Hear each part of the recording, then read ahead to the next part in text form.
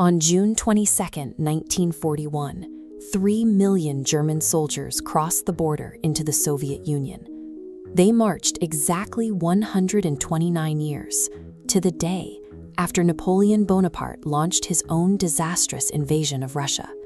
Adolf Hitler fueled the invasion with a career-long fixation on the French emperor.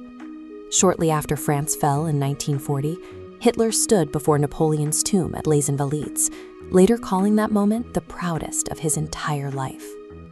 But behind closed doors, the Nazi high command was anxious. Propaganda minister Joseph Goebbels and several top generals closely tracked the terrifying parallels to 1812, well aware of the trap they were stepping into. To calm their nerves, they relied on a dangerous mix of cognitive dissonance and arrogance. They convinced themselves that their modern tanks and fierce anti-Bolshevik fervor gave them immunity to 19th century mistakes. Both invasions were massive in scale. Napoleon marched with 600,000 men. Hitler sent 3 million.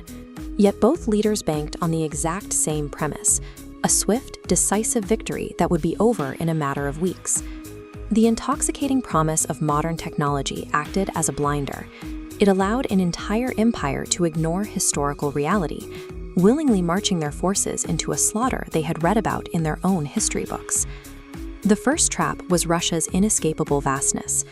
Both invasions stretched supply lines across thousands of miles, fracturing the further east they pushed.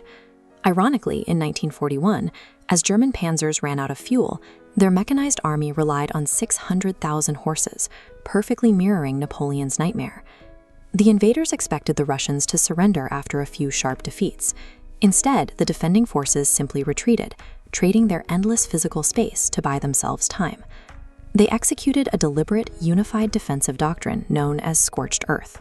Tsar Alexander I used it to break the French in 1812, and Joseph Stalin ordered the exact same tactic in 1941. For the advancing armies, this meant entering a man-made desert. The retreating Russians burned their own crops, poisoned their own wells, and reduced entire villages to ash, leaving absolutely nothing for the invaders to forage. The French and the Germans celebrated every mile they advanced, assuming the retreating enemy was beaten. In reality, they were just walking deeper into a carefully engineered wasteland. Then, the weather turned. Autumn in Russia brings the Rasputitsa, a season of heavy rains that transforms unpaved dirt roads into impassable rivers of freezing mud. The famed German blitzkrieg, a strategy reliant entirely on lightning-fast movement, ground to a halt. They were stuck in the exact same muck that exhausted Napoleon's cavalry over a century prior. When the mud finally froze, the cold set in. Napoleon managed to reach Moscow in September, only to find the city evacuated and burning. He had captured the capital, but he realized too late that he had lost the war. In 1941, the German advance died a mere 100 kilometers from Moscow's gates. Lacking proper winter coats, soldiers froze to death in the snow alongside their draft animals.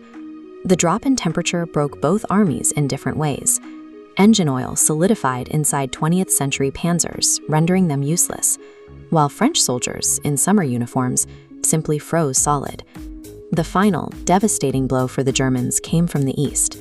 Just as their momentum died, massive divisions of fresh, perfectly equipped Soviet troops arrived from Siberia to launch a massive counteroffensive. The Russian environment itself was weaponized. It absorbed the aggressive, unstoppable momentum of the invaders and slowly turned it into a fatal paralysis. Both campaigns ended in apocalyptic retreats.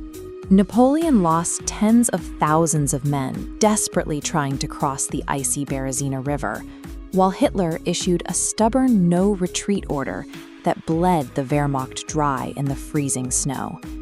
As the Soviets pushed the front lines back toward Germany, the Nazi propaganda machine underwent a dark pivot. Goebbels dropped the myth of mechanized superiority entirely, gathering massive crowds to beg Germans to fight a gritty 19th century-style defensive war. This desperation birthed the Volkssturm, a hastily assembled civilian militia composed of teenagers and old men in oversized coats, tasked with defending the collapsing borders.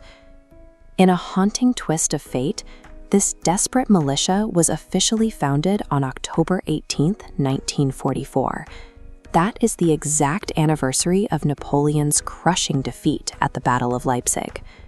The Grand Army of 1812 and the Eastern Wehrmacht of 1941 were two of the most massive, highly trained military forces ever assembled. Both were entirely erased by the exact same blind spots. Technological superiority and sheer military might offer zero protection against hubris. When leaders convince themselves they are exempt from the laws of history, they guarantee they will repeat it.